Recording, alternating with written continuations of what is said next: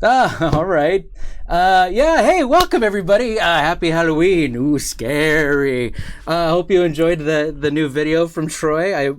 I was really happy about adding that Mama Fats commercial in at the end there. That was something we pushed for and we liked it. Yeah, it's lies. That Nightbot is lying right now. Today, we're excited, and I hope you have a comforting blanket. I hope you have a nightlight going right now because we're talking some spooky, scary things to do with Starfinder. I've got my scary pumpkins here, so I hope you're okay. Yeah, Nightbot is way behind. Anyway, so we've got that. I hope you enjoyed the new commercial. I thought it was really good. So today, to talk about scary things for Starfinder, we have got none other than Jason Keeley in the house. Hey. Welcome. I thought maybe we weren't going to be dressing up for Halloween today, and then Jason comes in and now makes me look like I'm way underdressed. What are you talking about?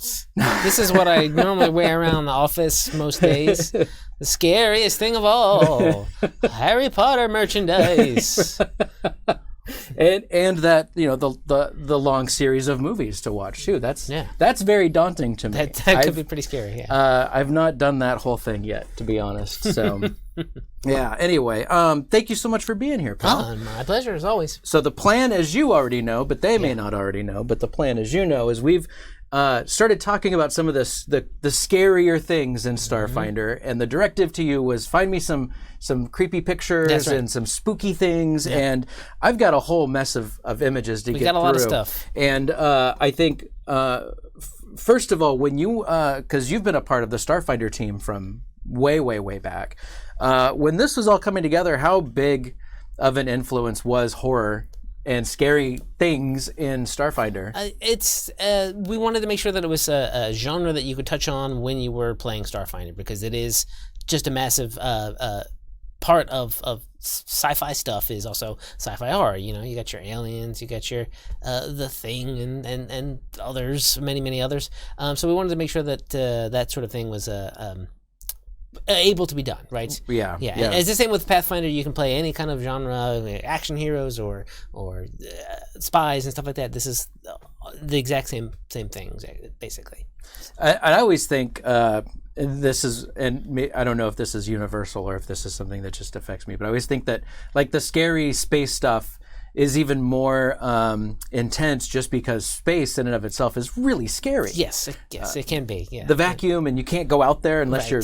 And then I think whenever you see people in space, they're always so bound up. They can't really move, and you know what I mean? For some reason, just that alone is just really creepy. And then imagine something chasing you with that big suit on. So the bulky spacesuit. So welcome everybody. I'm excited to get into this. Before we start, I want to make sure to say, hey, it's good to be back. Last week I was out. I was at TwitchCon in San Jose, and I got a pillow, which I don't know if you can see, but that's the new addition is the pillow. Wait, hold that there. There you go. Look at that thing. It is baby soft too. Like that thing is like super, super soft. So scarily comfortable. It's so scarily comfortable. It's Halloween. Everything's scary. And second of all, I want to say big thanks to boring old Tyler in the chat. Tyler, for taking over the show last week. It was a great show, and thank you so much for doing that. And Patrick, and it was a fun show. I really enjoyed it. I got to sit in for a little bit of it. If you missed it, it's in the video section of our Twitch channel, which you're already on right now. So just do a little digging around after the show's over, and you'll find it. So. All right, let's get into the nuts and bolts of why we are here. Sure, yeah. Let's talk about some scary things in Starfinder. Sure, indeed. So the fun thing about horror is that it comes in itself with multiple subgenres, right? And we got examples. We'll see some things that are around of examples of all these subgenres that you can do in the Starfinder universe. So of course, one of the first, I don't know, alphabetically. We got to go alphabetical? It's the way I think generally. Okay. Are the sort of action horror. And that could be, that is sort of like Alien is kind of a haunted house movie, but Aliens is an action horror movie because there Right. are lots of them, the guns and that sort of thing. So any kind of like, well, you can show the zombie there, right? So a movie where you're just fighting waves and waves of zombies is something that would definitely work in Starfinder. We have all the templates for lots of different undead creatures. Right. I'm showing a cyber zombie this now. This is the cybernetic zombie, yeah.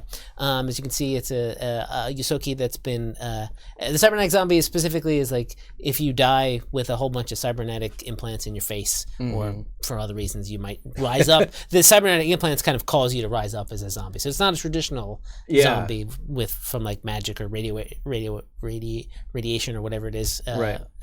I think it is just the technology is causing this thing to live again.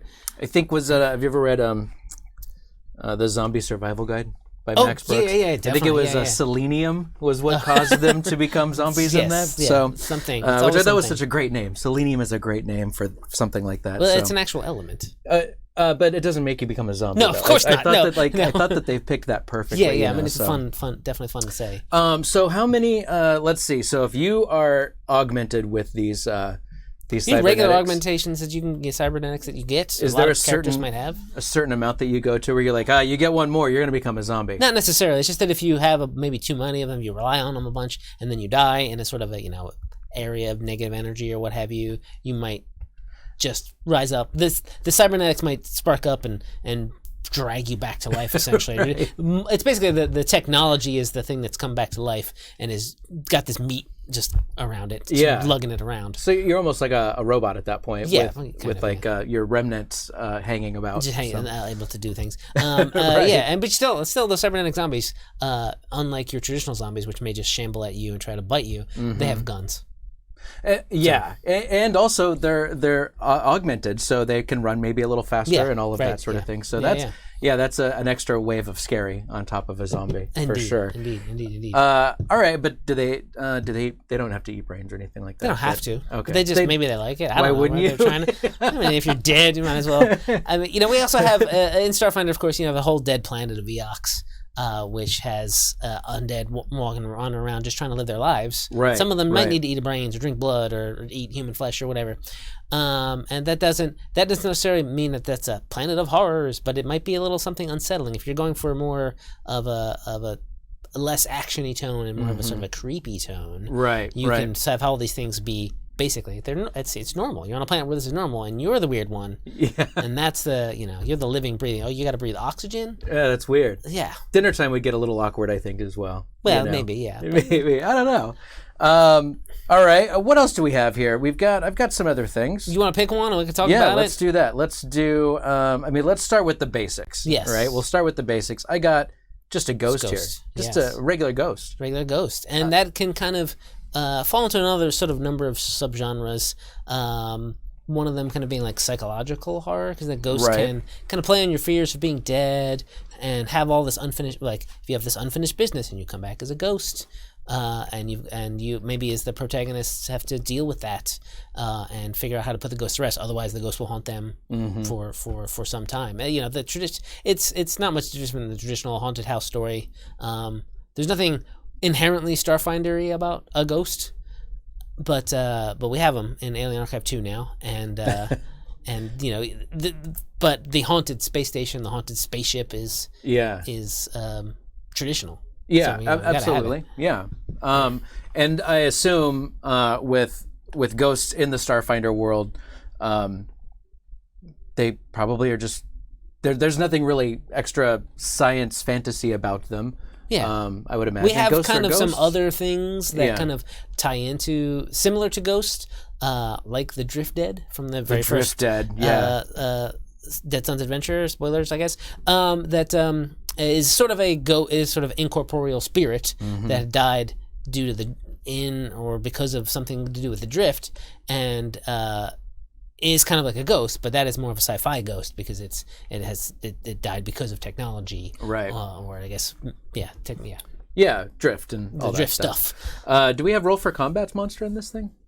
We sure do. Oh, do we really? That's the Great Fiend. This is perfect. Okay, let's take a look at that. I put it in there because so roll for combat's in there. They're like, show my monster. You want to see it? Here you go. Look, because we're an awesome show. Blim blam. Your wish is my command. Boom! There it is. Crate Fiend. Yeah, this goes best. Let's talk about this thing. Let's talk about this thing. This is kind of a. This is also, I guess, also could be your action horror kind of genre, where you know, it's got something that hides in it basically is a deadly hermit crab that uses sort of crates and hides in them and then just bursts out. I guess some of the inspiration of this is kind of like some of those old Creepshow movies. Yeah, I love the thing in the crate, right? You know, it's you get this Fluffy thing comes or whatever, in and it comes out, and just eats your face. Yeah, it's like a mimic or anything like that. Well, it's not really like. I mean, it's I guess like a mimic, and that mimic is hiding. But it could be a crate, but this is literally a big old crabby thing like a mimic hiding in a crate. Yeah, it's not the crate itself, it's right? not the crate's crate's not going to come out and punch yeah. you,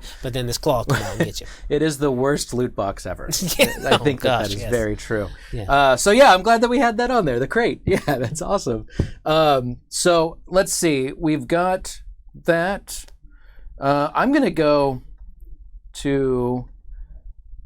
Let's go. Oh, this one is awesome. This one reminds me of a definite favorite book genre, movie genre. This is called The Twisted Pillar. Right. This is not so much a monster per se as a sort of an illustration we have in our first volume of Signal Screams and the horror campaigns article. Where we give you a lot of good advice about how to run horror in Starfinder, how to run horror, just what the expectations are when you play, for running, getting consent from all the players, making sure that everyone is on board. Because when you want to do a horror game, a role-playing game, you want to make sure that everybody is on board for that. We don't want to. You don't want to freak anybody out unduly. Trigger somebody who's has some similar. I mean, not similar, but like traumas in their past that you can bring up because you mentioned the fact that now we're cut.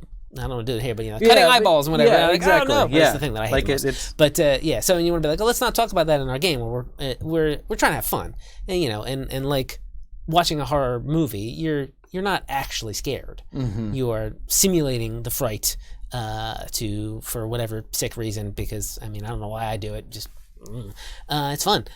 So you get all that in, and so that particular image is from just a fun little thing to sort of illustrate the example of like. You could just say like, here's a weird, creepy alien pillar. It's covered with flesh, and there are two suns in the background, and that just sort of is very distant from your experience. Mm-hmm. You've never seen anything like this, even on a world with two suns, right? But how to make it personal? You can be like, get in there with the characters, and you get a little closer, and you notice that like, some of the faces start talking to you and saying your name and maybe saying your secrets. Yeah, and that sort of makes it real personal for the characters. Yeah. So it's this thing we like to try to do. I was reminded of Clive Barker. Definitely. When I first was when I was loading these images into the Stream Deck, I was like, oh man, that is like a Hellraiser thing. Definitely. Like Hellraiser 2, I believe it was when they had the column that was spinning. That goes into another subgenre, which is called body horror. Body horror, which is all about kind of opening your flesh up and getting it all in there, or transforming, being turned into something else. Yeah, Nightbreed, I think was kind of the pinnacle of like when it really just went crazy with that. What's funny is Doom is mentioned in the chat. There's a lot of body horror in Doom in the later games. I think that. Oh because you're in it's hell. It's meant exactly. To be weird and gross and that sort of thing. Yeah.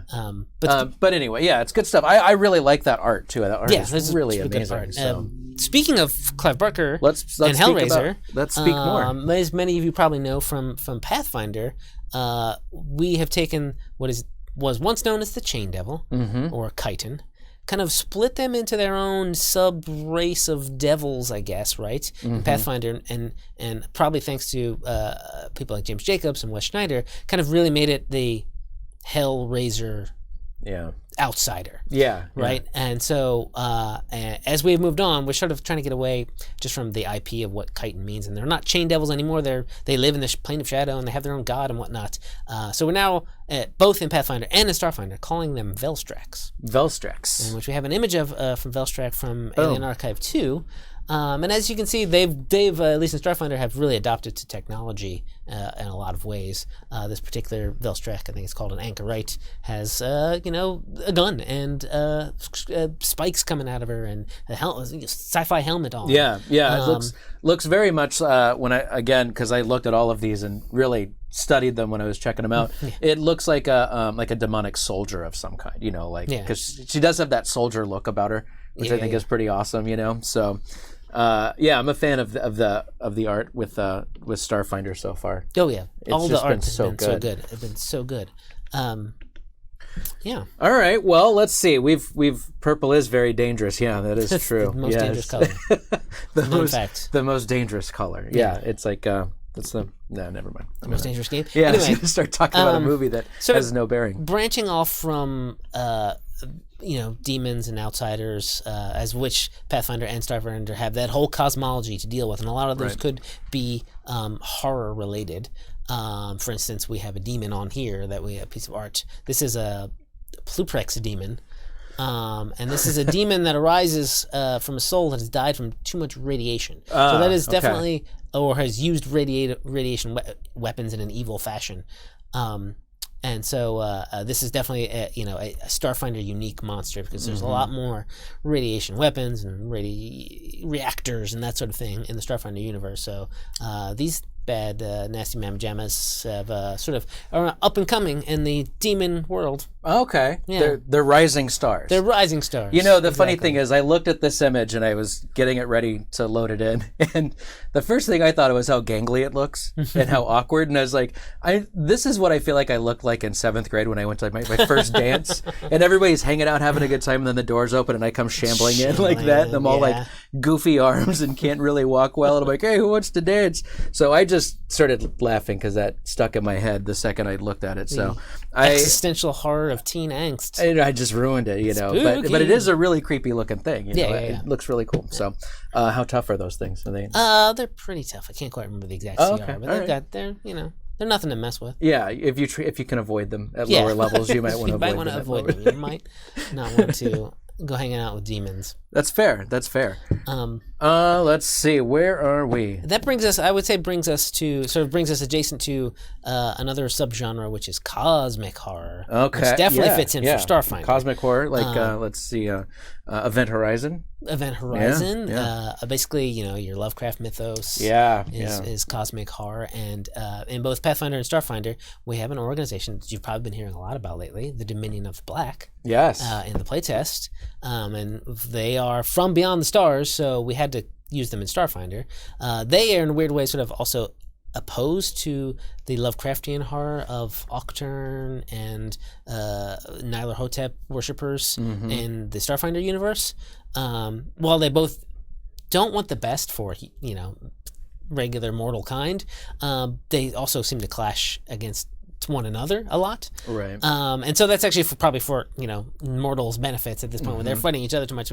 But of course, everyone gets dragged in and whatnot. But the Dominion of Black, besides being you got your Cthulhu's and your Nyarlathoteps and your Azathoths, but the Dominion of Black are even more crazy, weird, and alien. And that's the Denolo. Yeah, basically. I was waiting for you to hit the word first, but there you go.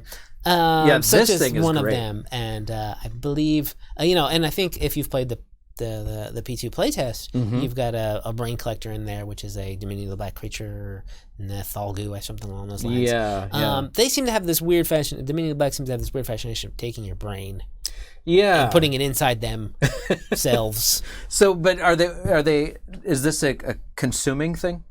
No, they seem to put it in assimilation thing. Not so much you eat it. They you can see those stalks on that Let's thing. go back to this thing. I believe those contain brains. Oh, so it's just looks like I'm gonna poop this brain into my brain stalk and get your memories and just sort of walk around with your brain inside of me. Not so much eating it or draining it or just having it and using it. It's just about possession at that point. It wants to keep your brain. Yeah. All right. I gotta wonder about that. That if you're still have some form of consciousness, and that meant that you're in a brain trapped in a weird eye stalk.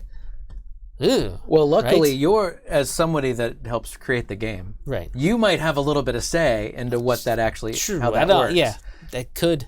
I don't know exactly how it works yet. Okay, look, here's the thing. I'm not trying to get you to drop spoilers or anything like that, but if you had to guess, how would it work? Would they still have some sentient thought? I think for the most horror impact, yeah. You like you kind of like know that you like you're in. I mean, that's all going all about what is the soul and all that, and what's consciousness. But I think maybe for just maximum terror, once this thing kills you and rips your brain out and puts it inside one of its little stalks, you're still a little bit conscious of it. Oh, that is great. And then you're like, I can't do anything, and it's like, tell me all your memories, and you just can't help it. Yeah, they're extra RAM slots for the slot in some more RAM. You're good. I really like that idea. That is really creepy. Like that's just unsettling. I think that when you get into that point where you're getting ready to have a confrontation with these things, knowing that, it just makes it even more dire. Where you're like, I don't want to have my. And how would resurrection work after that? Like, then you get your brain out. You gotta have the brain. So you have to retrieve that. You have to get that. I would say, there's probably a lot of specifics about all of this. If you also then had your pinky finger and then resurrected that person with that brain still, would it be a cut? I don't know. I don't know. But see, I just made you make something up on the spot, and now I'm asking you to define it, which is not fair getting at all. into all the nitty gritty details. All right. Well, what do we have next? That was a really good one. I like that thing.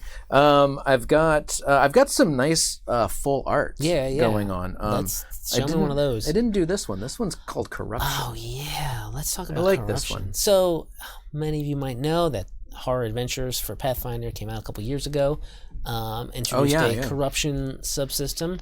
Well, I enjoyed that a lot.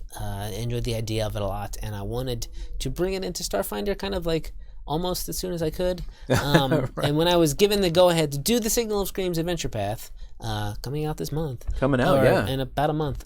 Because it's October 31st, not coming out today. But some of you might have it, and you've noticed that that relies it updates the corruption system for Starfinder.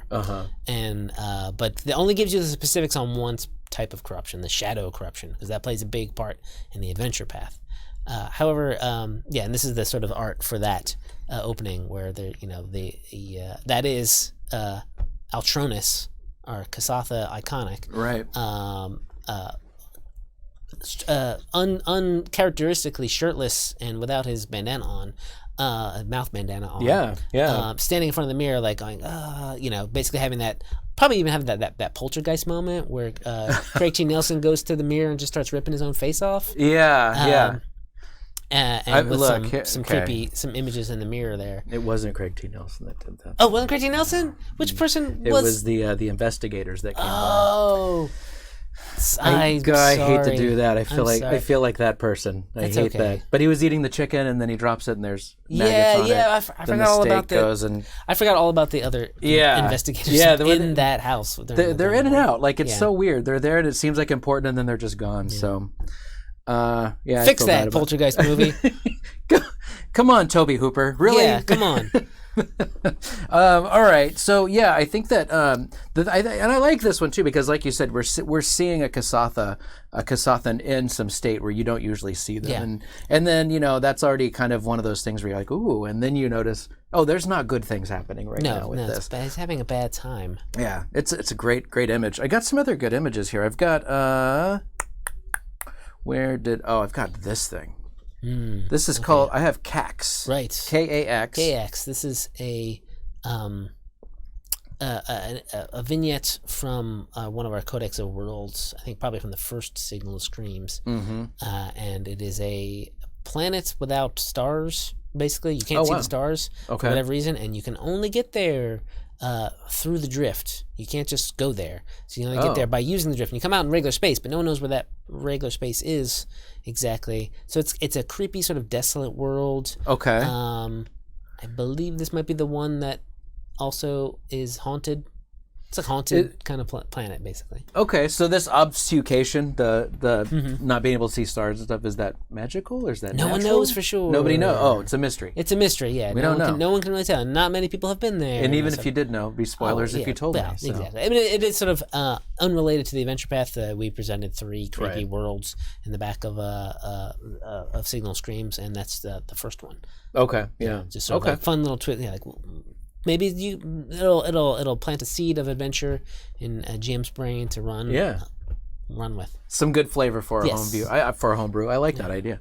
But now I kind of want to know. Well, no one knows because yeah, and maybe by knowing, maybe that's the last thing I'll ever know. Halloween. Yeah. So let's see. I have and this one. I think this might be the last one, and I did this on purpose because I love this image. This is the horror opener, is what I've called this. This is sort of, in a way, mimics the cover of Horror Adventures. But with our Starfinder iconics and ghosts and apparitions instead of zombies. But the fun thing about this image is that while you've got Obzai there just sort of getting ready to cut some ghost heads off, among the spirits you can kind of see maybe what looks like Cascadai's headgear. I think there might be another particular iconic amongst those ghosts. So it's basically sort of letting you know that no one is safe. Yeah, it's filled with secrets. Yes, spooky secrets. I like that. So and the more you look at it, the more you're like, oh wait, yeah, it is it's totally Doom. Like that. That's like the it does kind of look like the Doom. That is a good call. Yeah. So yeah, that's the last image that I have here, and I really, like I said, I really like that one. I think that one's just gorgeous, and so I kind of put that one at the back because I wanted to save that one. Overall, I think that in just about any Starfinder thing I've played so far, there's always been a little bit of horror element to it, and I think, like we were talking about earlier, just lends itself to that. It's just so perfect. So, what's your favorite scary thing in Starfinder? Oh my gosh. Well, I'm super biased that I really like what happens at the end of Signal Screams. Without getting into any specific details, there's some weird, good, Clive Barker-inspired stuff kind of happening. I cannot wait. You're gonna love it. It's so good. In fact, the whole AP. Sorry, from beginning to end, I really like all the stuff we've done with it. Yeah. I'm excited to show that off. Yeah, it's really great. Thank you so much for hanging out. We're gonna say goodbye, and then we'll take a tiny break, and then we're gonna do some Q&A with Twitch folks here. So, without further ado on that bombshell, thank you so much for joining us. If you liked the video, feel free to hit the like button and hit the bell notification button and subscribe to us. It helps us out a lot. And we upload these videos every week, unless I'm gone, which there was not one uploaded this week. But it'll start again because I'm back. So thank you so much for joining us. We'll see you again right back here if you want to join us on Twitch. Otherwise, we'll see you next week on YouTube at the time that you normally watch. And so for me and for Paizo and for my buddy Jason Keeley here, thank you so much for joining us, and we'll see you later. Pleasant dreams. Yeah, happy Halloween.